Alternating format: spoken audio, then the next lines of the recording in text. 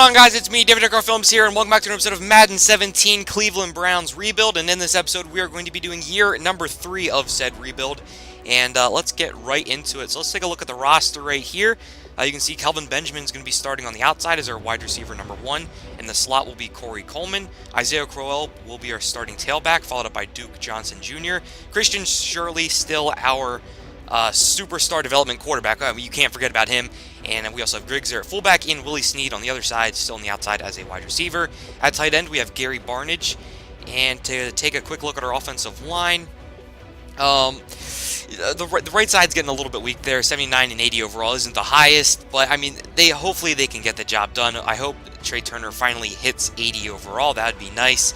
But the left side's looking pretty good. My only worry is about Joe Thomas and him getting older. But as right here, look at this. We have Bullock and Gabriel there in the secondary, our CB1 and free safety 1. And they're two young, great players. And we're slowly starting to build this secondary up as well. Nicole Roby Coleman and Kemal Ithmal, they are just placeholders for the time being. And our defensive line, we still have the triplets, as you can see. 2 of them still have not quite hit 80, which is a little disappointing. But as for the rest of the players, our linebacking core, I should say, still pretty much the same linebacking core: Flannery, Fort, Collins, and Kirksey. And I hope we can roll it with that for a pretty long time.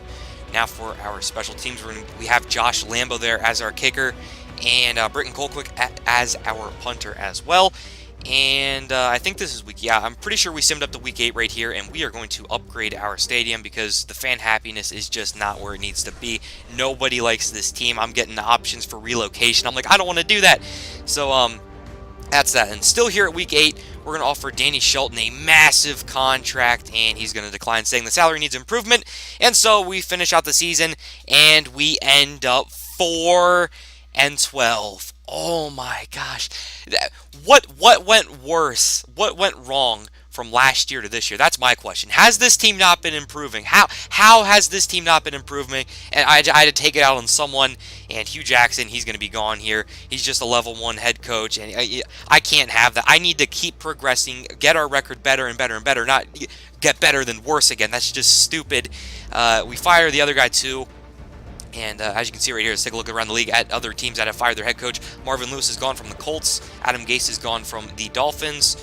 The Lions fire Jim Caldwell, and the Panthers fire Ron Rivera. Also, the Ravens fire Chuck Pagano. So, we have some options there to hire coaches. But let's take a look at stats first. Christian Shirley, 4,167 yards, 28 touchdowns, and 12 interceptions. Phenomenal season for him, absolutely perfect. Isaiah Crowell, 304 carries for 1,060 yards.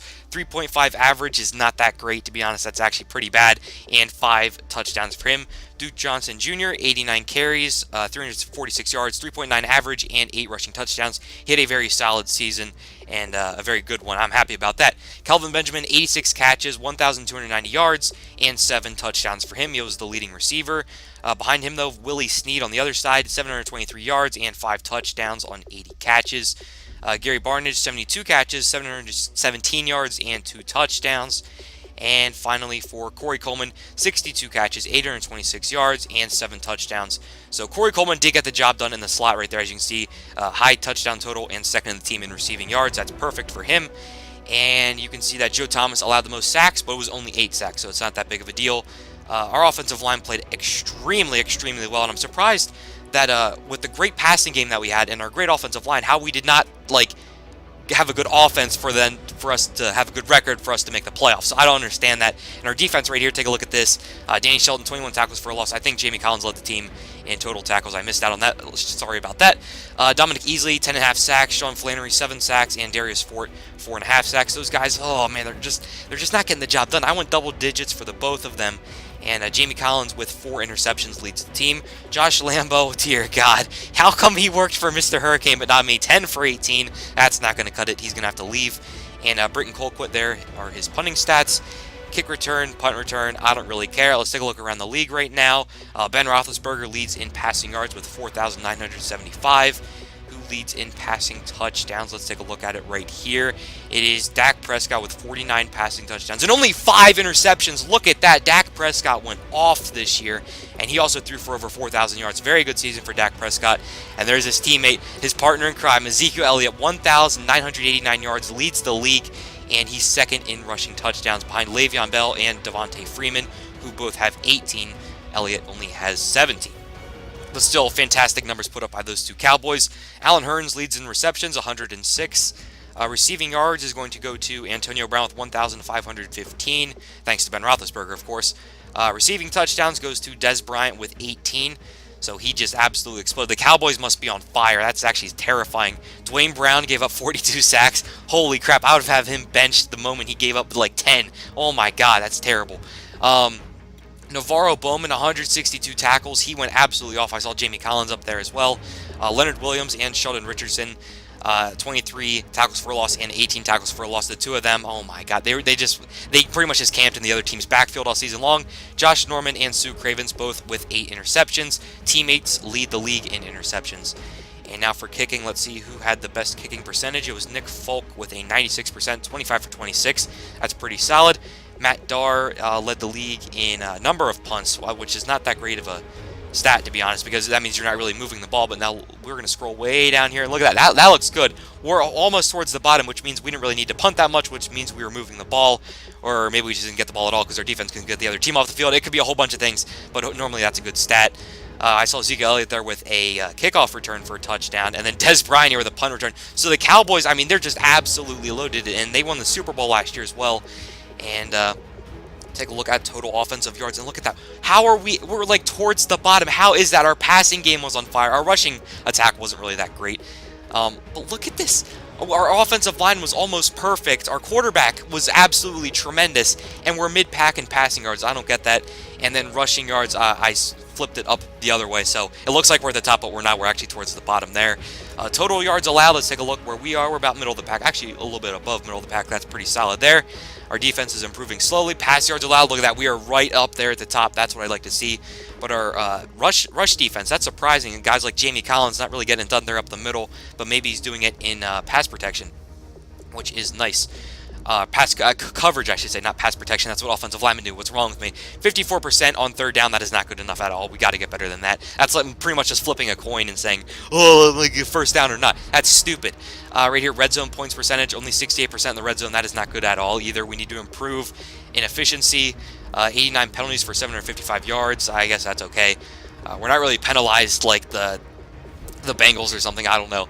And our turnover differential, we are a +3, so at least we're not minus. That's a good thing, but take a look at it right here. Dak Prescott wins the MVP.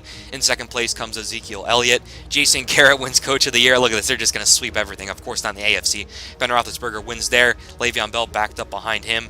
And you can see Christian Shirley got 4th on that list, which is very solid. Ryan Shazier with Defensive Player of the Year. Connor Vlachos, Offensive Rookie of the Year. And Kevin Swain on the Bengals, Defensive Rookie of the Year. And I see Bullock down there at 7 on our team. That's pretty solid for him. Now let's take a look at the NFC. You can see Dak Prescott leads there, and also Ezekiel. The two of them are just at the top of every single offensive category, pretty much. Sue Cravens got Defensive Player of the Year somehow, some way. I don't know. I saw Jalen Smith there in second place. He's also on the Cowboys. Parker Sanborn got Offensive Rookie of the Year, and Nikita Winnie, there's no L, Winey got Defensive Rookie of the Year. But look at those two. Those two just pretty much dominated. The Cowboys were on fire. And let's take a look at signing coaches. Take a look at Chris Musselman right here. He's a level 4 coach. He seems to be relatively new. He doesn't really have any of the intangibles that I'm looking for, like Scouting Master or Trade Master or anything like that. But we're going to offer him a deal. And I just didn't. He sort of fits what I want to do with this team. His schemes and philosophies fit with the team. Not a guy like Ron Rivera or anyone else like that. We're also going to sign Ryan Brooks right there, I think. Or sorry, Ken Brooks or so. I don't know his first. Well, let's see right here. It's just K Brooks. Okay, so we're going to sign Brooks. Doesn't really matter. You don't care about trainers. I don't care about trainers. And let's take a look at the AFC. Not the AFC, the entire Pro Bowl for both AFC and NFC. You can see Kevin Griggs there got our second fullback position, so he represents our team there on the second fullback. Let's see if we can find anyone else. There's Gronkowski yet again. I don't think any of our offensive linemen are going to be. I mean, maybe they. I mean, they had a pretty solid year. I don't know. maybe they could be. I'm looking for them. Not many people here. Look at this. How does a 276 overalls get right tackle 1 and right tackle 2? That's incredible. There's Joey Bosa. He's finally, look at that, 99 overall. What a monster. Anyone else? I feel like I missed over someone, and I feel bad if I did. But you probably saw them, and you can appreciate it. But I don't think that's any. We sort of got robbed here, man. Like, none of our players are making anything. No Pro Bowl, no nothing. Our offense really wasn't that bad. Our offense was bad. I'm saying, like, our individual pieces to our offense were pretty solid, except the run game, of course. Let's take a look at the wild card right here. The Jets beat the Patriots somehow. Seahawks beat Washington. San Diego beat Tennessee. And there was the last matchup there. I didn't get to read it fast enough. Sorry. Kansas City beat San Diego. Dallas beat New Orleans. Pittsburgh beat the Jets. And the Seahawks beat the Bears. Now in the conference matchup, it is the Chiefs coming out on top of the Pittsburgh Steelers and Dallas beating Seattle. And in the Super Bowl, the Dallas Cowboys win over the Kansas City Chiefs 42-17, and they just absolutely killed them. Let's take a look at retirements. You saw John Fox retired from the Bears. Joe Thomas retires from us, which means we desperately need a left tackle. And yeah, we're going to have to draft one or free agency or something. Lorenzo Alexander's gone. Tony Romo hangs up the cleats. He is done. I don't know who that is, but the Drew Brees retires. Look at that. The Jets lost 2 quarterbacks to retirement. That's insane. Yeah, they definitely need a quarterback. Donald Penn retires. Andy Lee retires. Jason Witten retires. Longtime tight end. He's a former Cowboy. He went to the Rams. Jeremy Zutah retires. Marshall Yanda retires. And Sam Cock retires. It seems like the Ravens are losing like 3 to 4 players every single year to retirement. And there's Dwayne Brown, the man who gave up 42 sacks. He is going to leave as well. And Dustin Colquitt retires from the Vikings. Now here in the re-signing stage, we're going to take another look at Danny Shelton. We're going to give him about $3.6 more million than what we originally gave him earlier in the season, and he accepts that offer. And we definitely want to bring him back. He's one of the best players on this team. Gary Barnidge, he's just getting older and declining, and there's just no point to bring him back. He's 33, 78 overall, and he's just going to drop. Kemal Ivma, he was just a placeholder, and I have no interest in bringing him back. Josh Lambo, what was it, like 10 for 18? That's simply not good enough. He needs to go as well. Alvin Bailey, I didn't decide. I just felt like I didn't really want to bring him back. Maybe he was asking for too much money. I didn't get to really see the reason right there. That's my bad. But Britton Colquitt, we're going to re-sign, longtime punter for this team. Or I don't know if he's a long time. He's been here for the past couple years. Why not keep him around some more? Because he really hasn't messed up that much. Duke Johnson Jr., we're going to sign him to a 4-year deal right here. He had a very, very good season last season, and maybe he can be our starting back come next season. Now for the backups here, Xavier Cooper. Yeah, he just simply, there's no reason to bring these guys back. A lot of them are asking for a lot of money. I don't know why Cooper was asking for so much. Same thing with Anthony Zettel, the former Penn State guy. I don't want to bring him back.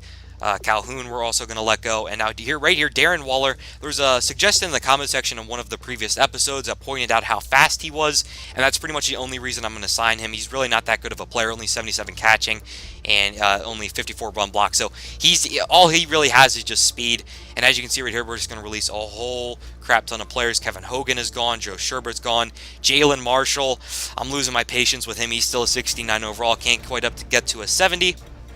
Tyler Shuttler, 69 overall. I think we drafted him last season, if I might be mistaken. No, we definitely did draft him. We'll sign him back. Javante Metcalf, Javante Metcalf, don't even know who that is. We're going to cut him. And a lot of these guys, like the computer just signs people to fill up the practice squad, so that is what all of these cuts are. And in future episodes, I'm simply just not going to show you this because it's just a waste of time. I always release them. But right here we get into a trade. It is going to be Isaiah Crowell, a second round pick, a 5th round pick for the 4th overall pick in this year's draft.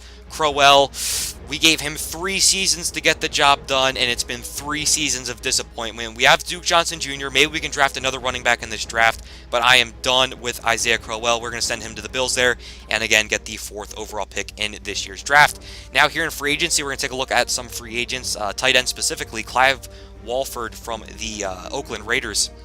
Now, Las Vegas Raiders, 84 overall, will offer him a deal. Trey Waynes, look at that, 95 speeding, be a very, very good slot corner back, and I'd like to bring him in. He's still relatively young, right in his prime, 27 years of age. That's pretty good for him.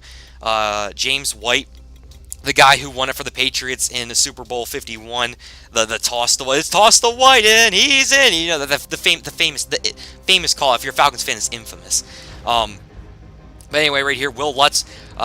This is Moonlight Swami's kicker, so I'm just bouncing around YouTube's kickers, trying to find the one that works. We'll sign Will Lutz right there, and he accepts that contract along with James White and Clive Walford, as you can see right there. Some guys are still pending, but we will sim another week, and Trey Waynes does accept the offer. And now let's take a look at league signings. Amari Cooper goes to the Ravens. Shaq Mason goes to the Panthers. Byron Jones goes to the Jets. Jamison Crowder goes to the Jets. Greg Olsen goes to the Rams. Delaney Walker goes to the Saints. Trevor Siemian goes to the Jets. Mario Jr. goes to the Bengals. Man, it is hard to keep up with these names, man. Carlos Dunlap resigns with the Bengals. Malcolm Brown goes to the Cowgirls. And Sheldon Ray goes to the Saints. His name's Sheldon Ray. No, it's Sheldon Day. I don't know who Ray is. Oh, crap. That's my bad. That's my bad. Stephon Anthony goes to the Ravens. So here we go in the draft. We have the first overall pick, the third overall pick, and the fourth overall pick. So, I mean, if we can't rebuild from here, there's going to be problems. I'm about ready to have an aneurysm. But we're going to be taking a look at a left tackle right here, Hunter Catapano. I don't know how to pronounce his name, but he was nicknamed the Great Wall after he was dominant in a key victory for Texas. We draft him. I mean, just an absolutely perfect player. He's going to come in there day one and get the job done, replacing Joe Thomas. He's not quite 90 overall, but he's 22 years of age, and he can definitely get the job done. Look at that, 87 strength, 85 run block, 84 pass blocker. Maybe I mix those two around. I'm reading so fast right now. I'm so sorry. A quarterback is going to go to the Miami Dolphins. They're going to draft one there. I guess they're done with Ryan Tannehill. Now, right here, we're going to take a look at Nigel Wesley. Nige Wesley. Perfect cornerback. He's as perfect as a cornerback as the Catapano is as a left tackle. We're going to take a look at Sylvester Heron right here, a halfback that I really, really like out of Wisconsin. He's a speed back. And we're actually going to draft him. And he's 81 overall with superstar development, 90 speed, 92 acceleration. Was that 91 carrying? I don't know, but that is a very, very good player right there. So two guys we can plug in day one and get the job done. And it looks like Duke Johnson Jr.'s job is in some jeopardy. Now here we're looking at strong safety, Charlie Pierre-Paul. And it goes back to Nige Wesley as well. He's the fastest corner in the draft, but we don't really need a corner more than we need a strong safety to replace Kima Ivma. You know what I'm saying? So we're going to draft Charlie Pierre-Paul, and he's a 76 overall, 92 speed, 80 tackle. I didn't get to see his hip power, but hopefully he can be that. He even could be rangy with that kind of speed. He could be all over the place, and that is very, very nice. The Ravens take a pass rusher there in Max Gammon. Cole, I was looking at as a left tackle. If I couldn't get Catapano, I would definitely get him. Pinckney, the corner, there were like three good corners. Yeah, there they all go. Well, they're starting to all go. There's Pinckney, Wesley, who we missed out on. He's going to go to the Texans. And now we're going to sim up to our next pick. And I will recap that after the draft, who we missed out on and who we got a steal on. But right here, we're going to be taking a look at some players. We got Marcus Weathersby. Pretty solid right end, and then there's also Cortez Kraft. He has like third round talent. I'm like, he's not really the greatest player in the entire world. So we're going to be going after Marquez Weathersby, and we will draft him. And he is a 70 overall. That's not really the greatest pick. Only 79 strength. I should have looked at his combine more carefully. And he finished the season with 20 sacks, a UCF school record. But yeah, that was not the greatest pick in the entire world. And now the next couple drafts, the next couple picks, we are going to be trading away, just because there's really no one else left in this draft. And it was sort of disappointing. I thought we could maybe get more out of it, but I mean, it's fine. We got our left tackle and our halfback, and that's pretty much what we need to rejuvenate the run game a little bit, I guess you could say. Although Joe Thomas is almost impossible to replace because of how good he was. With that being said, I have high hopes for Catapano. And look at all these picks we're trading away. Oh my god. This was a pain to edit, by the way. Oh, I hate editing drafts. This sucks. Anyway, right here, we're going to take a look at a power back, Devrin Hudson. He is like the strongest halfback, 26 reps. So he can get the job done. A stiff arm, B plus trucking, and we draft him. He has 90 speed. That's very, very good. He's 70 overall. Not the greatest. 84 carrying. That's pretty solid. Trucking is up there at an 88. Stiff arm, 93. I think he's a very, very solid halfback. I don't know why he's rated so low. Probably because his spin move and juke move, and maybe his elusiveness is down there as well. But I thought that was a very solid pick. Maybe he could go in there and goal line and short yardage situations and get the job done there. Now, here, later in the draft, round 6, we're going to be taking a look at Clifton Booker. I sort of liked him. He had a pretty solid combine. Not the fastest guy in the world. Yeah, 496 is not the greatest thing ever, and we'll draft him as well. He is also a 70 overall, 88 strength. That's very, very nice. Now right here, later in the draft, round 7, I'm pretty much just going after athletic freaks. That's what I like to do in the 7th round and see if I can cash out on any of them. Pretty good combine right here from this guy, 4.63. 40 is probably the weakest thing that he possibly did. Everything else is pretty solid, and he's a 69 overall. 87 speed's a little disappointing. But again, that reflects his 40-yard dash, but still an athletic freak. Right here, Casey Deese, without even scouting him, we just took a look at his combine, and we're going to draft him, and he is a 66 overall, and I didn't take a look at his speed. That's my bad. I did not take a look at his speed, so that's why I picked him, because he only had 83 speed. That is not that great. But the Dolphins got Steven Tant there. Yeah, perfect quarterback, one of the best quarterbacks I've ever seen in this game. Nigel Wesley, 79 overall, normal development, 94 speed. We sort of missed out there with him. Him and Bullock on the other sides of the field, that would be absolutely perfect. But Captain Hines, we can't really do anything. Max Gammon, pretty solid. Ismail Cole, another solid player, 86 strength. I can't say this name. Kem Navas Pinkney. Pretty solid player there as well. And then Andrew Kruma, another corner I was looking at, is pretty solid. All 3 of those corners went inside the top 10, I do believe, and all 3 of them are extremely solid. There's Cortez Kraft, 71 strength. Is just, oh man, that's terrible. And glad we did not pick him. Zach Bergen, I think this guy definitely won the Heisman. He played wide receiver and corner, and he did win the Heisman for that. And then J.J. Flanagan, look at this, superstar development, but he's only 69 overall. He went to the Eagles. And now let's take a look right here. Oh, that's right. We're going to be adjusting our roster. Connor Villarreal, we're going to move to right guard, and we're going to make him our starting right guard and kick out Trey Turner, because Villarreal does have superstar development. But I am scared that I sort of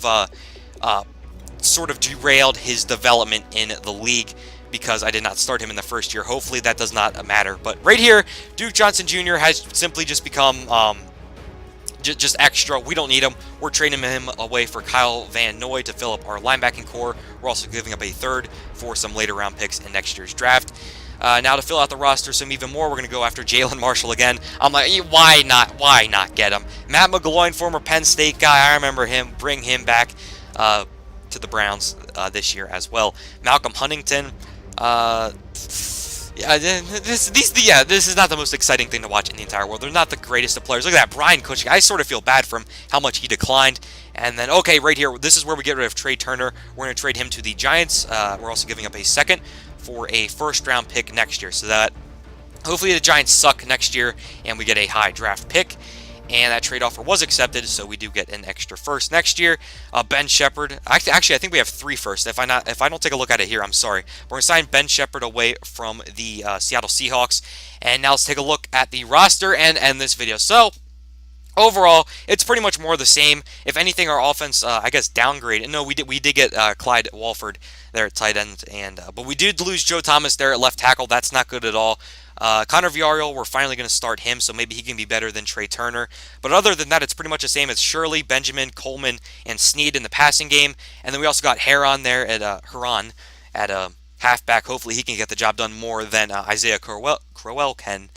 And right here you can see we're starting to slowly fill out this secondary inch by inch. We got Charlie Pierre-Paul there at strong safety. You can see Lunier Gabriel and Devontae Bullock. They are up to 81 overall apiece. Same guys coming off the edge, same guys up the middle, and the same triplets down low. And that's going to be the end of this episode, guys. Comment, subscribe, your veggies, go to school. Dan Carr Films out. Peace!